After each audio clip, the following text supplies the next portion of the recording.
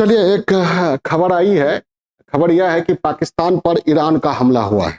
यह निश्चय ही चिंताजनक है पूरी स्थिति एशिया के लिए, भारतीय उपमहाद्वीप के लिए, या यूं कहे पूरी दुनिया के लिए चिंता का विषय है कि कोई देश किसी और देश पर हमला करे तो उसका असर उसी देश तक आज सीमित नहीं रहता है। उस असर से पूरी दुनिया किसी न किसी रूप में प्रभावित होती है। पहले हम देखें फैक्ट क्या है इसमें। पाकिस्तान पर ईरान ने मिसाइल और ड्रोन से हमला किया है। इसको एयर स्ट्राइक कह सकते हैं, सर्जिकल स्ट्राइक कह सकते हैं। एयर स्ट्राइक या सर्जिकल स्ट्राइक का तात्पर्य हुआ किसी देश के द्वारा किसी दूसरे देश की संप्रभु सीमा के अंदर आतंकवादी ठिकाने या अन्य ठिकानों पर हमला करना। अब यहाँ पर ईरान ने जो हमला किया है उसका टारगेट पाकिस्तान में एक आतंकी संगठन है जिसे सुन्नी आतंकी संगठन माना जा रहा है।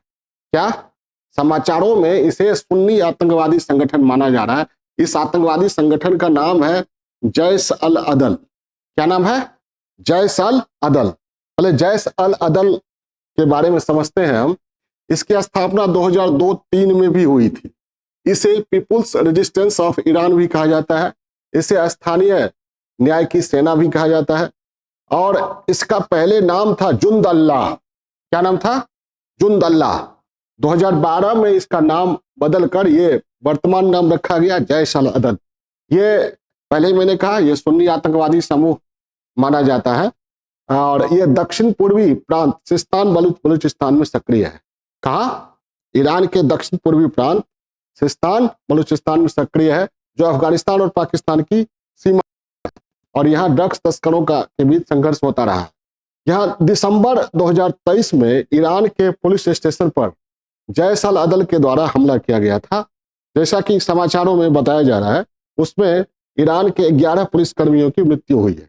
कहा जाता है कि ईरान ने बदले की कार्रवाई में जैश अल अदल के ठिकाने पर मिसाइल और ड्रोन से हमला किया है। और जैश अल अदल का ठिकाना कहाँ है? पाकिस्तान में, जहां पर ईरान ने हमला किया है। ठीक है। पाकिस्तान के बारे में माना भी जाता है कि ये भारत में भी कई सक्रिय है आतंकवादी संगठन जिसका प्रशिक्षण स्थल पाकिस्तान में है, शरणगाह पाकिस्तान में है, पाकिस्तान से उनकी फंडिंग होती है वगैरह वगैरह। ठीक है। और ईरान ने जब ये किया है तो वह बात और भी स्पष्ट हुई है। और पाकिस्तान ने हालांकि तीखी प्रतिक्रिया दर्ज किया है और पाकिस्तान ने कहा है कि यह हमारी संप्रभुता का उल्लंघन है। इससे पहले भारत के द्वारा भी पाकिस्तान में उन्हीं कारणों से जिन कारणों से ईरान ने अटैक किया पाकिस्तान पर सर्जिकल स्ट्राइक किया गया है, एयर स्ट्राइक भी किया गया है भारत के द्वारा। पाकिस्तान ने चेतावनी दिया है ईरान को कि गंभीर परिणाम भुगतना पड़ेगा। पाकिस्तान ने कहा है कि हमारे और ईरान के बीच संचार के कई चैनल हैं और अगर कोई शिकायत थी तो उन चैनलों का इस्तेमाल किया जा सकता था, लेकिन उन चैनलों का प्रयोग किए बगैर किसी सूचना के ये एयर स्ट्राइक किया गया जो हमारी संप्रभुता का उल्लंघन है। ये पाकिस्तान के द्वारा कहा गया। इससे पहले ईरान ने और भी हमला किया है इराक पर और सीरिया के कुछ स्वायत्त क्षेत्रों पर। कहा जाता है इराक में जो मोसाद का मुख्यालय है इजराइल के जासूसी संगठन, उसको उड़ाया गया है, उड़ाने का प्रयास किया गया है। और ये माना जाता है समाचारों पत्रों में जो कहा जाता है कि पिछले दिनों ईरान में एक बहुत वरिष्ठ अधिकारी थे कासिम सुलेमानी, उनकी मृत्यु की बरसी पर हमला हुआ था और हमले में बहुत बड़े पैमाने पर ईरानियों की मृत्यु हुई थी। तो ये कहा जा रहा है कि ईरान के द्वारा बदले की कार्रवाई में ये सब किया गया है। खैर जो पूरी दुनिया का माहौल काफी जटिल है अभी। ठीक है। जगह जगह तनाव के मुद्दे, जगह जगह हिंसक कार्रवाइयां हो रही है जो मानवता के लिए रुचिकर नहीं है, मानवता के लिए खतरनाक संदेश दे रहा है। और जैसे मध्य पूर्व में क्या हो रहा है, इजराइल और हमास के बीच संघर्ष चल रहा है, रूस और यूक्रेन के बीच संघर्ष, ठीक है, पिछले कई महीनों से चल रहा है। और ये 1-2 दिन पहले इजराइल और हमास के बीच जो संघर्ष शुरू हुआ था उसका 100 दिन पूरा हो गया। रूस और यूक्रेन के बीच युद्ध हो रहा है।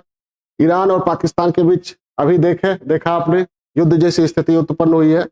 और चीन ताइवान का मुद्दा वो भी जटिल मुद्दा है। ठीक है। तो स्थिति काफी तनावपूर्ण है जो पूरी दुनिया के लिए सुखद नहीं है।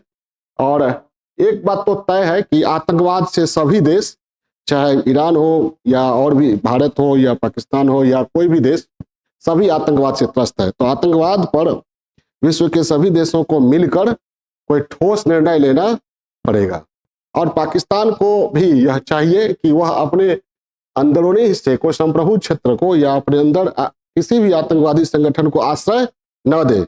अन्यथा पाकिस्तान में तो आर्थिक संकट है ही और इन जैसी स्थितियां उत्पन्न होगी तो संकट और भी गंभीर होगा, जिसका असर पाकिस्तान में तो होगा ही, पाकिस्तान के इर्द गिर्द भी पड़ सकता है।